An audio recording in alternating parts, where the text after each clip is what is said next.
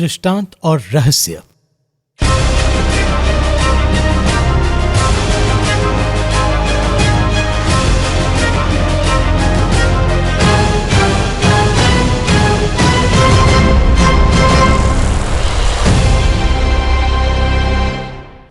Paper ले लीजिए, pen ले लीजिए, इन रहस्यों को हल्के में मत लीजिए। बहुत से दर्शक रिस्पॉन्ड कर रहे हैं, बहुत खुशी है। ये रहस्य सिर्फ जीने के लिए ही नहीं, पर लोग को अगर समझना है तो इसमें कुछ विषय हैं। Let's welcome brother MD Jagan and ask him a few questions. Brother Jagan, welcome to the programme. धन्यवाद। रहस्य, इन बातों में मैं ज़रा जोर देना चाहता हूँ। कारण यह है कि परलोक जाना है या फिर हम we have to understand our life's purpose, ऐसा कहते हैं। इसका मेन सीक्रेट जो है वो प्रभु लगातार इन पैराबल्स में कहते आ रहे हैं और दृष्टांत के रूप में भी कहे हैं। अब ये किसी को समझ में आता है, किसी को नहीं आता है, लेकिन जिन्हें समझ में आना चाहिए उन्हें समझ में नहीं आता है। एक ग्रुप को सही सही समझ में आता है, इसके अंदर है। अगर आप खुद उसे कहें तो अच्छा होगा। लेकिन मेरा सवाल यह है कि ये मैथ्यू 21, मैथ्यू एक टैक्स कलेक्टर है, एक एंगल में क्राइस्ट को देख कर लिख रहे हैं। लूक वो एक चिकित्सक है, वो भी एक एंगल में सुन के लिख रहे हैं। एक देख के लिख रहे हैं, एक सुन के लिख रहे हैं। लेकिन दोनों मैथ्यू में जो पैराबल आता है, 21वां पैराबल, वो मुख्य रूप से लिखते हैं। अब इस 21 में बहुत से विषय बहुत जल्दी से होता है। इस मैथ्यू 21 को हम जब पढ़ते हैं तो उसे किस दृष्टिकोण से हमें समझना चाहिए, अंडरस्टैंड करना चाहिए?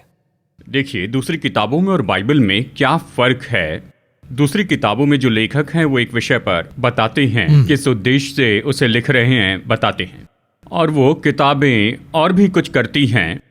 पढ़ने वाला जो है उसके उद्देश्य को, यानी वो जिस एंगल से इसे पढ़ रहे हैं वो इसे समझते हैं। उससे परे उस किताब में और कुछ भी नहीं है। इस संसार की चाहे कोई भी किताबें आप ले लें, यानी बड़े महान विख्यात लेखकों की किताब आप लीजिए, वो जो भी बायोग्राफी है, जो व्यक्ति लिख रहा है उसका दृष्टिकोण होगा और साथ ही पढ़ने वाले का दृष्टिकोण होगा। वो लेखक के उद्देश्य को समझे बिना ही अलग दृष्टिकोण से पढ़ सकते हैं। लेकिन केवल यही एक किताब है जिसे मैं कहता हूँ इसमें सीक्रेट्स हैं, जो बाकी किताबों में नहीं हैं। देखिए, ये सीक्रेट्स, हेवनली सीक्रेट्स कह रहा हूँ, इसलिए इसे पवित्र बाइबल कहते हैं। ये बाइबल ही ऐसी क्यों है? लिखने वाले का एक दृष्टिकोण है, हम पढ़ने वाले हमारा दृष्टिकोण है। कुछ लोग जो हमें सिखाते हैं वो अपना भी दृष्टिकोण हमें बताते हैं। लेकिन देखिए, स्वर्ग के रहस्य होते हैं ना, यानी पिछले 2000 साल से हम इससे लेते चले जा रहे हैं, लेकिन ये अभी भी जीवित है। हम वो कहते हैं ना कि शब्द में सामर्थ्य है। वो एक बात है। यहाँ पतरस बताता है, तुझी में अनंत जीवन का वचन है, लिविंग वर्ड। अब ये लिविंग वर्ड यानी जीवित वचन है, ये पिछले 2000 साल से अभी भी जीवित है, अभी भी अस्तित्व में। जरा सोच कर देखिए, यानी पूरी दुनिया में कुल मिलाकर कितने करोड़ चर्च हैं वर्ल्ड वाइड। चलिए उदाहरण के लिए मान लेते 1 करोड़ चर्च हैं। हर एक रविवार को देखिए 1 करोड़ संदेश दिए जाते हैं। इसी तरह से 2000 साल से चल रहा है। इसका मतलब इसमें कितनी सामर्थ्य है। तो ये जो रहस्य हैं अब तक खत्म नहीं हुए हैं, ये खत्म नहीं हुए, हम इससे लेते जा रहे हैं। अभी भी लोग कुछ विषय पर नई बात सुनते हैं, वो कहेंगे अच्छा हमने पहले कभी नहीं सुना था, नया है, बिल्कुल नया था। इस तरह खोदते जाएंगे तो खजाना निकलते चली जाएगा। तो देखिए, इसमें एक और ऐसी बात है जो मुझे हमेशा हैरान कर देती है, हमें समझ में आए इस टोन में बताती है। देखिए कितनी बड़ी बात है। अचानक अल्बर्ट आइंस्टाइन कहे E=mc², अगर ये कहे तो आप नहीं समझेंगे, मैं नहीं समझूंगा, शायद आप समझ सकते हैं पर मैं नहीं। ये इक्वेशन कैसे सॉल्व करी ये मुझे पता नहीं है, यानी ये फॉर्मूला हमें समझ में नहीं आएगा। कई बार कहा जाता है रामानुज का जो मैथ्स है सामान्य लोग नहीं समझ सकते, इसलिए बड़ी बड़ी यूनिवर्सिटी में उसे सिखाया जाता है। लेकिन ये बाइबल तो इतनी सरल है, लिविंग वर्ड, स्वर्ग का मार्ग, ये इतना सरल है कि सभी लोग इसे बहुत ही अच्छे से समझ सकते हैं। तो जिन लोगों ने इसे लिखा है उनके टैलेंट के बारे में सोचिए। मैं इसी के बारे में कहने जा रहा हूँ। देखिए, कई बार जब वो अपने व्यू को बताना चाहते हैं, जब वो बताने लगते हैं तो हम इसे बिल्कुल नहीं समझ पाते हैं। अरे ये कुछ कह रहे लेकिन हम समझ नहीं पा रहे हैं। जो वो बता रहे हैं उसे समझना, मैं सोचता हूँ, बहुत बड़ा गिफ्ट है। तो मत्ती 21, उसी तरह लूका 20 में, यानी इन दोनों में एक खास दृष्टांत है जिसके बारे में बहुत ही गहराई से यहाँ पर देखने वाले हैं। एक और बात है, ये जो शब्द है ऑटो अपडेटेड, इसे हम अक्सर यूज करते हैं। ऑटो अपडेशन का मतलब अगर एक बुक लिखा जाए तो वो उस परिस्थिति के लिए, लेकिन ये जो है ये सिर्फ अभी नहीं, अगले 1000 साल भी हम इसे पढ़ते रहेंगे तो इसमें से हमें कुछ विषय मिलेगा। ऐसा एक ऑटो अपडेशन भी इसके अंदर है, ऐसा एक बड़ी बात है, यानी इसे बयान करने के लिए शब्द काफी नहीं जी, है। देखिए, हाँ। अक्सर मैं इस तरह से कहता हूँ, ये बाइबल जो है, यानी इसे मुझे बचा कर रखने की जरूरत नहीं। मैं इस बाइबल को बचाऊं ऐसी बात तो नहीं है, पर ये बाइबल मुझे बचाने के लिए मुझे दी गई है। कई बार देखिए, हम कहते हैं कि हमें बाइबल को बचा कर रखने के लिए कुछ करना होगा। मैं उनकी जिज्ञासा की सराहना करता हूँ, वो गलत नहीं है। लेकिन सच कहे तो ये बाइबल इसलिए नहीं कि मैं इस बाइबल को बचाऊं, पर ये मुझे बचाने के लिए है। यानी इस हद तक आज तक ये ऑटो अपडेट होती रही है और इतनी पीढ़ियों को उद्धार दे रही है। ये बाइबल सच में कितनी अद्भुत किताब है। बड़ी खुशी है कि इस पर चर्चा करने के लिए परमेश्वर ने हमें ये मौका दिया है। अब ये जो 21वां जो है ये थोड़ा बहुत अलग ही है। क्राइस्ट का एंट्री इनटू जेरूसलम है। उसके अलावा बहुत से विषय इसमें सिर्फ चौंका देने वाला ही नहीं, बल्कि ऐसा लगता है कि हम किसी क्लाइमैक्स की ओर बढ़ रहे हैं। तो इसके बारे में क्या ख्याल है? तो चलिए सबसे पहले ओवरऑल दृष्टांत को देखते हैं। अगर इस दृष्टांत में हम देखें तो पाएंगे यहाँ पर एक दाख की बारी का स्वामी है। उसने वाटिका लगाई, इसे तैयार करके किसी और को दे दी और कहीं चला गया। इसके पहले अंगूर बागान में हम अंजीर के पेड़ को अंजीर देखा, का पेड़ देखा, और ये अंगूर के बागान है। ये दाख की बारी है। हम इसके साथ में उसे बाद में इसे जोड़कर देख सकते हैं। उसने दाख की इस पूरी बारी को तैयार किया और इसका ठेका किसानों को दे दिया और वो परदेश में चला गया, बताया है। और जब फसल का समय आता है, देखिए इसे लूका के साथ पढ़ के देखे तो समझ आएगा। जैसे आपने कहा, यानी लूका ने इसके बारे में बड़ी खोजबीन करके लिखा, फिर यहाँ बताया है फैक्ट्स। मत्ती ने जो कुछ भी देखा था उसे बैठकर उसने लिखा था। तो यहाँ पर एक या दो चीजें क्या हुआ, यहाँ पर कुछ शब्द जोड़े गए हैं। वो परमेश्वर की इच्छा है, कुछ भी मिस न हो जाए, इसलिए लूका को लिखने के लिए कहा। मत्ती ने इसे एक तरफ लिखा, दूसरी तरफ लूका ने इसे लिखा। तो अगर आप यहाँ पर देखें तो आप पाएंगे कि फसल की कटनी का समय आ गया था। अगर यही लूका में देखें, वहाँ एक शब्द है, यहाँ लिखा है जब समय आया। देखिए यहाँ पर एक कहता है उसका ठेका दिया और बहुत दिनों के लिए परदेश चला गया। इस तरह ये कहता है, बहुत दिनों के लिए परदेश चला गया कहता है। ये जो बहुत दिन है, इसका मतलब है इस्राएलियों को जब व्यवस्था दी गई थी। ये दाख की बारी के बारे में हमने पहले ही देखा है, यशायाह की किताब अध्याय 5 वचन 2। ये इस्राएली लोगों के बारे में बताया है। यहाँ पर कौन सी खास बात बताई गई है, देखिए वचन 33 में, जिसने दाख की बारी लगाई, उसके चारों ओर बाड़ा बांधा, उसमें रस का कुंड खोदा और गुम्मट बनाए। इस तरह से कहता है। यही शब्द यशायाह 5:2 में है। उसने क्या किया? ये दाख की बारी कौन है? यशायाह 5:7 कहता है ये तो इस्राएली लोग है। इस तरह से बताया है। अब ये उन्हें देने के बाद में उनसे क्या अपेक्षा की? जब फल का समय निकट आया तो उसने अपने दासों को उसका फल लेने के लिए किसानों के पास भेजा। इस तरह से यहाँ बताता है। यशायाह 5 में ये क्या कहता है देखे तो, उसने उनसे फल की अपेक्षा की थी। फल यानी धार्मिकता और न्याय, बस ये दोनों। इस्राएली लोगों से परमेश्वर ने इस पृथ्वी पर इन्हीं दो बातों की अपेक्षा की, धार्मिकता, न्याय। और इसीलिए तो उसने उन्हें व्यवस्था दी थी। परमेश्वर ने व्यवस्था देने के बाद, परमेश्वर की इच्छा के बारे में कह रहा हूँ, ये बाइबल में है। यदि हम पूछे तो बहुत से लोग यही कहेंगे, इस्राएलियों के 12 गोत्र थे, जैसे हम जानते हैं 12 गोत्र थे। देखिए इसमें से एक गोत्र को परमेश्वर ने अपनी सेवकाई के लिए चुन लिया था और वो थे लेवी, इस तरह कहते हैं। और एक गोत्र को यानी यहूदा गोत्र को उन पर राज्य करने के लिए चुन लिया। सच में प्रभु की इच्छा शुरू में ऐसी नहीं थी, बाद में प्रभु ने उन्हें अलग किया। जब इस्राएली लोगों को गोत्र में बांटा गया, ये गोत्र ये काम करेगा ऐसा परमेश्वर ने कहीं नहीं कहा। तो समस्या कहाँ पर आई अगर ये पूछे तो, देखिए मूसा के समय में इस्राएलियों ने बछड़े की उपासना की थी। उसके बाद परमेश्वर ने उन्हें अलग किया। उसके पहले परमेश्वर की योजना थी, ये तो राजघराने के याजक लोग हैं, उन्हें याजकों का समाज कहा गया। इसका अर्थ क्या है? मैंने तुम्हें आज्ञाएं दी है, मैंने तुम्हें व्यवस्था दी है। इन 12 गोत्रों को इसे लेकर पूरे संसार में जाना था, यानी जाकर फैलते जाना है पूरे संसार को। उन्हें क्या करना था? इस व्यवस्था से पूरे संसार को भरना था। तो पूरे संसार में लोगों को इस व्यवस्था का पालन करना था। इसका कारण क्या था? इस वाचा के द्वारा परमेश्वर उन्हें सुरक्षित रखेंगे। सारे जगत में जाओ ऐसे कहा। अगर इसे देखे तो आदम से कहा कि जाकर पूरी पृथ्वी पर फैल जाओ।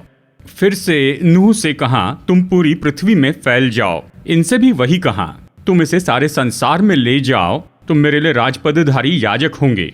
यही ये फसल का समय है। परमेश्वर ने क्या किया? ये सब कुछ दे दिया, तुम पूरे संसार में चले जाओ। यहोशू के समय में पूरे देशों में जाए और पूरे संसार में फैल जाए, ये योजना थी। लेकिन सच में क्या हुआ अगर आप ये पूछे तो, उसने अपने दासों को उसका फल लेने के लिए किसानों के पास भेजा। उसने उनसे धार्मिकता और न्याय की अपेक्षा की, पर यह बात इस्राएलियों में नहीं थी। अब इसके लिए देखिए आगे लोग क्या कहते हैं। फल लेने के लिए उसने किन्हें भेजा ये पूछे तो उसने फल लेने के लिए अपने दासों को भेजा। देखिए बाइबल में इस्राएली लोग, देखिए ये एक और दृष्टांत में है, वहां हम इसे पूरे विवरण से देखेंगे, लेकिन यहां हमें ये बात समझनी होगी। यहां देखिए वचन कहता है उसने अपने दासों को फल लेने भेजा, वचन 34 में है। वचन 35, पर किसानों ने उसके दासों को पकड़ के किसी को पीटा और किसी को मार डाला और किसी पर पत्थरवाह किया। इस तरह है ना, किसी को इस तरह से है ना। 5वीं बार उसने अपने पुत्र को वहां भेजा, उसने और लोगों को भेजा कहता है, यानी अच्छे से देखे तो 5 बार लोगों को भेजा। इसका अर्थ क्या है पूछे तो इस्राएलियों के पास परमेश्वर ने 5 तरह के लोगों को भेजा। पहला हारून और उसका वंश। किससे भेजा? लेवियों को भेजा। वो कब तक देखे गए पूछे तो शमूएल के समय काल तक। जब वो लोग आए तो उन्होंने उसकी नहीं सुनी, इस्राएली लोग दूर चले गए। फिर परमेश्वर ने क्या किया? राजाओं को लाया। तो वहीं डेविड आते हैं। तभी दाऊद आया। देखिए शाऊल तो उन लोगों ने कहा था, लेकिन परमेश्वर की चॉइस और सिलेक्शन तो दाऊद था, तो दाऊद को लाया गया। तो दाऊद से लेकर सिदकिय्याह राजा तक राजाओं का समय था। इस राजा के समय काल में लोगों ने परमेश्वर की नहीं सुनी, राजा भी परमेश्वर से दूर चले गए। तो ये दूसरा इतिहास। Second chance. तीसरी चॉइस उसने किसको भेजा पूछे तो भविष्यवक्ता आए, यानी भविष्यवक्ताओं के आने से यीशु मसीह के समय तक भविष्यवक्ता थे। ये एक और मौका, कुल देखिए 5 मौके दिए। एली के समय तक एक मौका, उसके बाद में न्यायी लोग आए, ये दूसरा मौका दिया। जब न्यायी खत्म हुए तो उसके बाद आए राजा, राजाओं के जाने के बाद भविष्यवक्ता। जब ये चारों पूरे हो गए तो वचन ये कहता है अंत में उसने अपने पुत्र को उनके पास ये सोचकर भेजा कि वे मेरे पुत्र का आदर करेंगे। अंत में परमेश्वर ने अपने पुत्र को भेजा, और वो खुद कह रहे हैं, उसने खुद कहा। तो ये 5वीं सेवकाई है। इन 5 सेवकाइयों में इस्राएलियों ने कोई फल नहीं दिया, ऐसे वचन कहता है। तो देखिए इस्राएली लोगों को परमेश्वर ने एक काम दिया था, उनसे कहा इसे पूरे संसार में लेकर जाओ, पर उन्होंने पूरा नहीं किया। तो फिर से परमेश्वर ने उन्हें एक साथ लाने के लिए ट्रेनर्स को भेजा, सेवकों को भेज दिया। इन सभी लोगों को उन्होंने रिजेक्ट कर दिया, उन्हें अनदेखा किया। क्या हम 6ठे में है क्या पवित्र आत्मा के मतलब? हालांकि हम 6वें हैं, लेकिन हम 6वें के लिस्ट में नहीं आते हैं। ओके, हम 5वें के बाद नहीं आते, उनके लिए 5 खत्म हो चुके हैं। हमारे लिए नई शुरुआत है। ये भी है, इस दृष्टांत में ये भी है। अब देखिए यहाँ पर मैं क्या बताने जा रहा हूँ। मेरे पास बाइबल है, मेरे पास व्यवस्था है, मैं परमेश्वर की संतान हूं, लेकिन इसी के साथ यदि फल न लाऊं तो कोई अर्थ नहीं है। इस्राएलियों के साथ बिल्कुल ऐसा ही था। उनसे परमेश्वर ने कहा मैंने तुम्हें चुना है, तुम चुने हुए लोग हो, ये सब है, पर मुझे उस योग्य रीति से चलना होगा ना। इस्राएलियों को परमेश्वर ने चुना, उन्हें उसी के अनुसार काम करना था ना। हर एक जगह पर आप देखिए, हैरानी की बात तो ये है उन्होंने नहीं किया, ये एक पार्ट है, ठीक है, नहीं किया। उन्हें जगाने के लिए परमेश्वर ने किसी को भेजा, उन्होंने उसे मारा। बेटा पढ़ नहीं रहा है इसलिए ट्यूशन लगाते हैं ना। अगर आप ट्यूशन मास्टर को मारे, सिखाने वाले मास्टर को मारे तो लड़का का क्या होगा? बेटे की स्थिति क्या? देखिए आज ये बहुत बड़ी बात हो गई है। जहां तक इस्राएलियों की बात आती है, अब तक संसार में उनके जैसे किसी ने दुख नहीं उठाया। हर देश ने उन्हें मारा, भारत को छोड़कर सभी देशों ने उन्हें मारा। लेकिन उन्होंने इस हद तक उन्हें क्यों मारा? इस कारण को जानने के लिए पीछे जाए तो वो तो परमेश्वर के वचन से बहुत दूर चले गए थे। उस फल के कारण ही उन्हें मारा जा रहा है। देखिए आज ये परिस्थिति तो हमारी हो गई है, ये हमारी समस्या है। हमारे पास में बाइबल है, पिछले 2000 साल से पूरी दुनिया में चर्च हैं। क्या आज हम बहुत फलवंत हो रहे हैं? इस्राएलियों के साथ में जो भी समस्या थी वही समस्या आज चर्च में है। इस्राएलियों के पास में देखिए एक मनोदशा थी कि हम परमेश्वर के चुने हुए गोत्र हैं, और हम देखिए हम परमेश्वर की संतान हैं। हमारे पास में परमेश्वर की आज्ञाएं हैं, हमारे पास में भवन हैं, हमें कोई कुछ भी नहीं कर सकता है। अगर कुछ होता है तो प्रभु ने उसकी अनुमति दी है, परमेश्वर ने अनुमति दी, उन्हें पता नहीं था।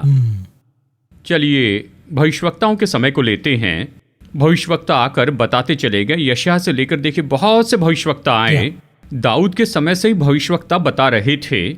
अंत में यिर्मयाह ने उनसे कहा, अध्याय 26 में यिर्मयाह ने कहा, यदि तुम ऐसे ही रहोगे तो परमेश्वर यरूशलेम पर से अपना हाथ उठाएंगे, भवन पर से अपना हाथ उठाएंगे, यरूशलेम खंडर बन जाएगा, भवन का स्थान जंगल हो जाएगा। ये कहने पर क्या करना था? तुरंत मन फिरा के उसमें एक एक्शन लेना चाहिए था, करना चाहिए था ना। निनवे के लोगों से योना ने कहा, वहां बदल रहे, तब लोगों ने क्या किया? तुरंत बदल रहे, इमीडिएट, है ना? जी हाँ। यहाँ यिर्मयाह ने कहने के बाद उन्होंने क्या किया? वो उसे ही मारने लगे। केवल उसे पीटा ही नहीं, लेकिन उसे जेल में डाल दिया। यही तो इस्राएलियों की अंतिम दशा थी। अभी आप इसे देखिए, हाल ही में ऐसा कुछ मेरे साथ में हुआ, शायद आपको याद होगा। अब देखिए, चाहिए बाइबल हो या फिर परमेश्वर का वचन हो, ये किस लिए दिया गया है? इसका कारण क्या है? कहिए कोई बच्चा है जो स्कूल में पढ़ रहा है, 5 विषयों के बारे में पढ़ने के लिए कहा, ऐसा क्यों कहा गया है? उसके विकास के लिए, उसका वर्ल्डली नॉलेज नहीं, उसके करियर के लिए भी सब कुछ है। सब कुछ है ना। आपने बेटे को किताब दे दी है, कहिए कि बेटा तो 4वीं या 5वीं में है, आपने उससे किताबें दी हैं, तुम्हें इंजीनियर बनना है, तुम इंजीनियर बनोगे तो तुम्हारे 2 बंगले होंगे, तुम्हारी मर्सिडीज कार होगी और इससे तुमको अमेरिका में नौकरी मिलेगी, तुम इंजीनियर बनो, इंजीनियर बनो। अब उस समय क्या ज़रूरत है? तब उसके लिए उस क्लास में जो है वही जरूरत है। क्लास में जो जरूरत है उससे पढ़ना है। अगर वो मार्क्स कमाता है 95 या 100 या फेल हो जाए तो उसे सही करने का ही तो काम है ना। 5वीं से 6वीं में जाना, 6वीं में जाना, वही तो महत्वपूर्ण है ना। तुम आशीषित होगे, तुम ऐसे होगे, वैसे होगे। अब ये किताब मुझे क्यों दी गई है? कि मुझे यहाँ से आत्मिकता के अगले स्तर पर लेकर जाए, अगले स्तर से अनंत काल तक पहुंचने में मदद करने के लिए तो ये किताब दी है। Be prepare, prepare others, prepare others. पर हम क्या करते हैं? हम केवल आशीषों पर बोलते हैं, केवल आशीषों को ही बताते जाते हैं। आशीषों को नहीं बताना चाहिए, ये नहीं कह रहा। यदि आशीषों को जाने, वो कैसी आती है ये जाने, तो बहुत ही आसान होगा। यदि मैं इन वचनों को इस तरह से स्वीकार करूंगा तो प्रभु मुझे निश्चय आशीष देंगे। यदि मैं इस एग्जाम को लिखकर पास होऊंगा तो मुझे वो नौकरी मिलेगी। इस इंटरव्यू में पास हुआ तो मुझे वो काम मिलेगा। एम्बेसी में जाकर ऐसे करूंगा तो मुझे अमेरिका के लिए कार्ड मिलेगा। यही असलियत है। एग्जाम के बिना पास नहीं कर सकते जी, लेकिन यहाँ पर एग्जाम पर बात ही नहीं करना चाहते हैं, वचन के बारे में बात नहीं। एक और बात, एग्जाम के बारे में जो बात कर रहा है उसी को मारने आया। यहाँ पर इसी के बारे में कह रहा हूँ। यहाँ पर ये बताने आया, बताने वाले को ही उन्होंने मारा। देखिए, हर दिन यही तो समस्या है। कुछ लोग क्या कहते हैं? We are criticizing the church. We are not criticizing the church. We are enlightening the church, empowering the church. We are planning to transforming the church. Church ही तो स्वर्ग में जाएगा ना, बिल्डिंगें नहीं जाएंगी, लोग जाएंगे। Where you are concentrating. जो लोग हैं वो इसराइलियों के रेंज में आ चुके हैं। They have their churches places. They have their Bible in their hand, but they don't know in which place they are standing. आज यही समस्या है। वो नहीं जानते हैं कि वो किस जगह पर खड़े हैं। तो जब फसल का समय आया तो इस्राएलियों ने वो नहीं दिया जो परमेश्वर उनसे अपेक्षा कर रहे थे। खैर, इसे यहीं पर छोड़ देते हैं। इस तरह अपने दासों को भेजकर आखिर में उसने किसे भेजा? अपने बेटे को ही, अपने पुत्र को भेजा। ये बहुत अच्छा है। लूका में इस तरह से बताया, मैं क्या करूं? देखिए वचन 13 में, लूका 20:13 में, तब दाख की बारी के स्वामी ने क्या कहा? देखिए कौन सा शब्द आया है? मैं अपने प्रिय पुत्र को भेजूंगा। संभव है, क्या कहता है? संभव है वे उसका आदर करें। मैं अपने प्रिय पुत्र को, एकदम आखिरी स्टेज, उसमें भी एक प्रेम की भावना है। हाँ, यहाँ पर वो क्या अपेक्षा कर रहा है? वो उसका आदर करेंगे, वो फल देंगे। इसका मतलब क्या है? धार्मिकता और न्याय करेंगे। जैसे भी वो बदल जाएंगे, इस तरह से कहा। अब यहाँ पर कौन सी समस्या आ गई? यीशु मसीह को भेजने के बाद में इस वचन में गौर कीजिए, अब तक कुछ भी नहीं हुआ था। यह भविष्यवाणी का वचन है। यीशु आ चुके थे, अब वो उसके साथ में क्या करने वाले हैं यहाँ बताया है। जब किसानों ने उसे देखा तो आपस में विचार करने लगे, ये तो वारिस है, आओ हम इसे मार डाले कि मिरास हमारी हो जाए। और उन्होंने उसे दाख की बारी से बाहर निकालकर मार डाला। परफेक्ट। यीशु मसीह को यरूशलेम के बाहर ले जाकर मार डाला।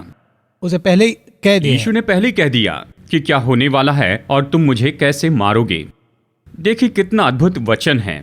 अब ये जो भविष्यवाणी का वचन है आज के लिए लीजिए। अब पुत्र के बजाय हमारे साथ में कौन है? पवित्र आत्मा। पवित्र आत्मा। अब हम तो पवित्र आत्मा को मार देने के लेवल पर हैं। पवित्र आत्मा को कैसे मार सकते? सामान्य रूप में कहा जाए तो देखिए, वचन कहता है परमेश्वर के उत्तम वचन का और आने वाले युग की सामर्थ का स्वाद चख चुके हैं, यानी पवित्र आत्मा की सामर्थ पाकर यदि वे गिर जाए, भटक जाए, तो फिर ये किसके समान है? क्योंकि वे परमेश्वर के पुत्र को अपने लिए फिर क्रूस पर चढ़ाते हैं, ऐसे वचन कहता है। उस हद तक हमारे हृदय को हम और सख्त कर दिया, हार्ड कर लिया है। पवित्र आत्मा तो हम में है, पर क्या हम वचन सुन रहे हैं? यीशु के आने पर इस्राएली लोगों ने वचन नहीं सुने। उसने जो भी वचन बताए उसमें से उन्होंने अच्छे शब्दों को लिया, उसकी बातों में से। देखिए, वो तो किसी विषय पर सिखा रहे थे, तो इन्होंने कहा, हे गुरु, तू उत्तम बातें करता है, इस तरह कहा। यहाँ वचन कहता है जिन्होंने उस पर विश्वास किया उनकी ओर देखा। कहा, एलीशा के समय में इसराइल में बहुत से कोढ़ी थे, पर परमेश्वर ने नामान को शुद्ध किया। इसराइल में बहुत सी विधवाएं थी, पर एलिया को सारपत की विधवा के पास में भेजा गया। तुमसे बढ़कर अन्य जातियों को महत्व दिया। ये कहने के बाद में देखिए, वही लोग जो ये कह रहे थे, तूने अच्छे से बताया गुरु कहने वाले, वही उसे उठाकर नगर के बाहर ले गए ताकि पहाड़ से गिरा दे। यही वो लोग थे। आज इसी स्टैंडर्ड को देखते हैं, यानी पुत्र के बजाय पवित्र आत्मा। जनवरी महीना आते ही हम लोग अच्छा परमेश्वर का प्रतिज्ञा वचन ले लेते हैं। उसे सुनकर लोगों को क्या होता है? बहुत खुश थे, बहुत खुशी होती है। ये साल ऐसा है, ये साल ऐसे होगा, अच्छे से बताते लोग सुनते हैं, सुपर फाइन। यही पवित्र आत्मा फिर से ये अच्छा है कहने वाले लोगों को ताड़ना देकर जगाए, तो पवित्र आत्मा का स्तर क्या होगा? जब चर्च में ये बताए तो क्या होगा? तो वो पवित्र आत्मा को छोड़ना चाहते हैं। वो क्या कहते हैं? उस प्रचारक ने कहा है, चर्च में ताड़ना देने वाले पास्टर या किसी तरह प्रभु की सेवा करने वाले दास पवित्र आत्मा से प्रेरित होकर इन्हें ताड़ना देते हैं, तो वो सेवक को पकड़ते हैं, वो उसे पहाड़ के ऊपर से फेंकना चाहते हैं। यही तो आज की दशा है, और ये दशा तो अब अंत में आ पहुंची है। यानी जैसे पुत्र को मार दिया, उसी तरह से हम में जो पवित्र आत्मा है उसे हम अपने में से निकालने की कगार पर है। देखिए, शिमशोन के बारे में आपको अच्छे से पता है। शिमशोन के बारे में सब लोग जानते हैं। ऐसा विषय क्या है? पलिश्ती जब उसके विरुद्ध में आते थे तो पवित्र आत्मा उस पर उतरता था, वो सबको मारता था। दूसरी बार पलिश्ती आए, यहाँ वचन कहता है कि पवित्र आत्मा उसके ऊपर फिर से आया, इस तरह फिर बताता है। यहाँ परमेश्वर का आत्मा उस पर उतर आया, ये कहता है। इस बीच पवित्र आत्मा उससे कब दूर हुआ? जब ये दूर चले गए तभी चले गए, वो खुद चला गया। अब यहाँ पर बात क्या है? वो आ गया, ये पता चला, पर चला गया, ये पता नहीं चला। उन्हें पता नहीं चला। देखिए, आज इसी तरह से आत्मिक स्तर हो गया है। जब पवित्र आत्मा आता है, हम जानते हैं, खुश हो जाते हैं, ताली बजाते हैं, बहुत से काम करते हैं, सब कुछ करते हैं। कई बार पवित्र आत्मा हमसे दूर चला जाता है, पता ही नहीं। हम सोचते अभी भी हम में है। अब यहाँ दलीला के बारे में देखिए, उसने उसके बाल काट दिए, सिर पर बाल नहीं, लेकिन फिर वो कैसे उठा पता है? हर समय के जैसे ही कि मैं सारे पलिश्तियों को मार दूंगा, लेकिन उसकी सामर्थ, परमेश्वर की सामर्थ चली गई थी। उसे वो रियलाइज नहीं किया, वो नहीं जाना। इस्राएली लोगों की यही समस्या है। इसमें एक और सवाल मैं करना चाहता हूं। तो रेवलेशन में ये जो पवित्र आत्मा का, तो जब हमें रियलाइजेशन नहीं होता है, तब ये जो आता है, तब एक स्टेज में इस पृथ्वी पर पवित्र आत्मा का रियलाइजेशन न होने पर भी एक और लेवल जाता है ये भूमि। एग्जैक्टली, है ना? आप इसे अपना प्रकाशन कह सकते हैं। ये प्रभु ने आप पर प्रकट किया है।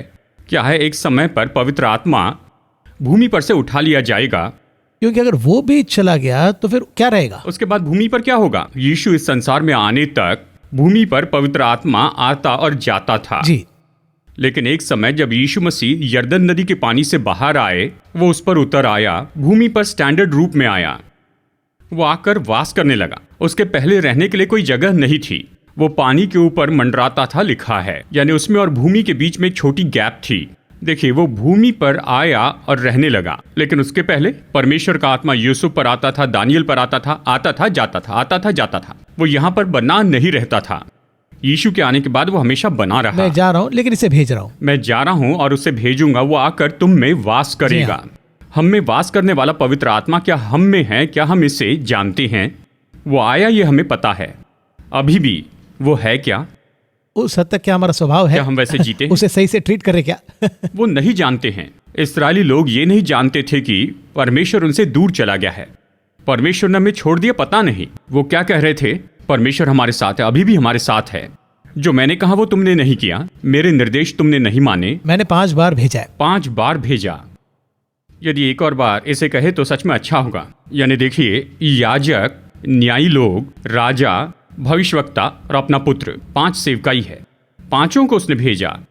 इन 5 ने जो कि समय काल में सेवकाई की, वो कितने साल थी ये पूछे तो 2000 साल। अब बात तो ये है कि पवित्र आत्मा को हम पर आकर 2000 साल बीत गए। इन 2000 साल में कितनी तरह की सेवकाई आई है क्या हमें पता है? उनके लिए 5 प्रकार के दास, हमारे लिए 7 तरह की कलीसिया, हमारे मध्य में 7 तरह की सेवकाई हुई है। लेकिन आज भी लोग ये नहीं जानते कि परमेश्वर उनके अंदर है या फिर बाहर है। देखिए, मैं एक बात कहता हूं, 7 कलीसियाओं के ऊपर मंडराने वाला परमेश्वर 7वीं कलीसिया से कहता है, मैं बाहर खड़ा खटखटाता हूं। अंदर रहने वाले बाहर आ गए। पहले अंदर था, बाहर चला गया, और बाहर से खटखटा रहे हैं। बाहर खड़ा खटखटाता है, द्वार बंद कर दिया। देखिए, आज यही तो जैसे इसराइलियों ने किया था वैसे ही हम भी यहाँ पर कर रहे हैं। अब और 30 सेकेंड्स ही बचा है। इस कार्यक्रम के पैराबल के अंदर हम अभी गए हैं। इसे जिसे समझना है वो नहीं समझ रहे हैं, लेकिन जिन्हें हम समझ रहे कि नहीं समझेंगे वो समझ गए हैं। इसके बारे में हम अगले एपिसोड में देखेंगे। लेकिन आखिर में इसमें एक टेक अवे, अब तक हमने जो बात की उसमें 5 बार वो भेज रहा, ऐसा कहना, इसमें एक बहुत बड़ा डिटेल है। हम इसमें कुछ भी मिस किए बिना इन 5 के भी ऊपर हमें कुछ और को भी पकड़ना है। यही इस पैराबल का सीक्रेट है। अगले 30 सेकंड्स में क्या करेक्टली इस टोटल एपिसोड में एक्चुअली क्या इस पैराबल में कह रहे हैं, और अगले एपिसोड में हम क्या देखेंगे। ये तो परमेश्वर का प्रेम है। जो कुछ भी हमें बचा कर रखना है वो बचाना है, लगातार करिए, निरंतर। इसके लिए वो खुद का बलिदान देने को तैयार हो गया। एक्सट्रीम स्टेज में आ गए। Extreme stage. लेकिन हमारी सुरक्षा तो हमारे ही हाथों में है। तो चाबी हमारे पास ही है। पैराबल तो दे दिए, उसे समझ रहे हैं, लेकिन इस पैराबल को समझकर अमल कर रहे कि नहीं, ये हम पर हमारे है। हाथों में है। ओके, धन्यवाद ब्रदर जगन। इस कार्यक्रम, इस पैराबल की अगली कड़ी हम अगले एपिसोड में देखेंगे। कौन समझे कौन नहीं समझ पाए, वही मेरा सवाल रहेगा। अगले एपिसोड में हम मीट करेंगे। इस कार्यक्रम में आने के लिए धन्यवाद। नमस्कार। धन्यवाद। दृष्टांत और रहस्य इस कार्यक्रम को देखने के लिए धन्यवाद। इस कार्यक्रम के माध्यम से प्रभु के राज्य के रहस्य को आप जाने होंगे, यह हमारा विश्वास है। इस कार्यक्रम को बहुत से लोगों के साथ साझा करें।